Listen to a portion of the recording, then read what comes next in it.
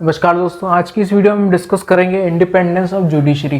कि हम बोलते हैं जुडिशरी इंडिपेंडेंट है, लेकिन ऐसा क्यों है। तो कई सारे आर्टिकल्स हैं। सबसे पहले तो सैलरी, जजेस की जो सैलरी है वो फिक्स्ड है। फिक्स्ड मतलब जो सैलरी आती है कंसोलिडेटेड फंड ऑफ इंडिया से आती है। कंसोलिडेटेड फंड और एक कॉन्टिजेंसी फंड।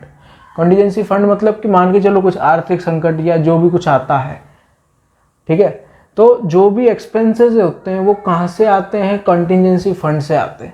कंसोलिडेटेड फंड को हाथ नहीं लगाती गवर्नमेंट अनटिल अनलेस कोई नेशनल इमरजेंसी वगैरह प्रेसिडेंट ने वो कर दी हो।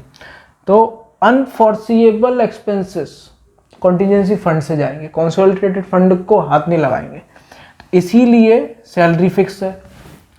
सिक्योरिटी ऑफ टेन्योर ऑफ जजेस, सिक्योरिटी ऑफ टेन्योर की, क्योंकि टेन्योर फिक्स है। रिमूवल आप ऐसे निकाल नहीं सकते, इम्पीचमेंट करना पड़ेगा और इम्पीचमेंट वैसे ही बहुत मुश्किल होता है। तो सिक्योरिटी भी है उनके टेन्योर की कि आप ऐसे निकाल भी नहीं सकते। No discussion on legislation on conduct of जजेस, पार्लियामेंट में आप चर्चा नहीं कर सकते किस जजेस ने क्या काम कर दिया, कैसे कर दिया। तो जजेस के कंडक्ट पे आप डिस्कशन नहीं कर सकते। नो डिस्कशन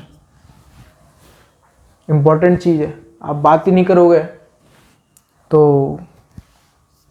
इंडिपेंडेंस ही रहेगी। Power to punish for its contempt, court के पास खुद एक पावर है कि अगर उसका कोई डिसरिस्पेक्ट करता है तो उसको पनिश कर सकता है वो।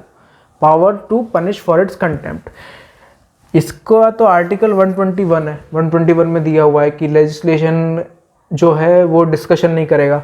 पावर टू पनिश जो है वो आर्टिकल 129 में है और आर्टिकल 215 में है। Separation of judiciary from executive, article 50 DPSP का पार्ट है, इन्फोर्सिबल नहीं है, लेकिन फिर भी स्टेट की जिम्मेदारी है कि जुडिशरी को एग्जीक्यूटिव से अलग करें और कदम उठाए जा रहे हैं। आर्टिकल 124 सब क्लॉज 2 क्या बात करता है कि सुप्रीम कोर्ट जजेस जो हैं उनको एग्जीक्यूटिव अपॉइंट तो करता है, लेकिन लीगल एक्सपर्ट की कंसल्टेशन के साथ ही करेगा। लीगल एक्सपर्ट को कंसल्ट करेगा, उसके बाद अपॉइंटमेंट होगा। आप अपने मन से नहीं कर सकते, आप कंसल्टेशन आपको करना पड़ेगा, ये इसमें साफ साफ दिया हुआ है। अब एक बहुत इंपॉर्टेंट केस है, हालांकि केसेस तो बहुत सारे हैं इसके, एसपी गुप्ता वर्सेस ये, और ये एक जो हमारे इससे रिलेटेड है बहुत ज़्यादा, वो है supreme court advocate on record versus union of India 1993। इस केस में क्या बोला गया था कि इंडिपेंडेंस ऑफ जुडिशरी बहुत इंपॉर्टेंट है किसी डेमोक्रेटिक सेटअप में अच्छी तरीके से गवर्न करने के लिए, डेमोक्रेसी को बरकरार रखने के लिए जुडिशरी का इंडिपेंडेंस होना बहुत ज़रूरी है। तो ये था हमारे इंडिया का इंडिपेंडेंस ऑफ जुडिशरी। यूएस में किस तरीके से काम होता है, यूएस में भी जुडिशरी इंडिपेंडेंट है।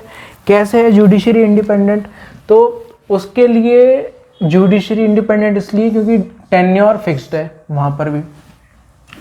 एक और चीज़ है वहाँ पर कि कंपनसेशन,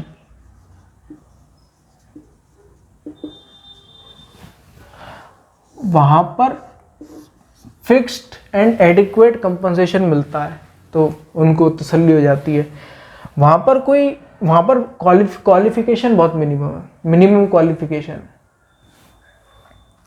मतलब ज्यादा कुछ वो है नहीं वहां पे, ठीक है।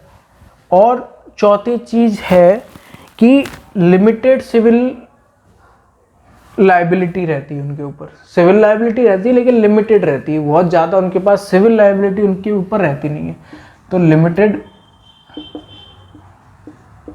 Civil liability.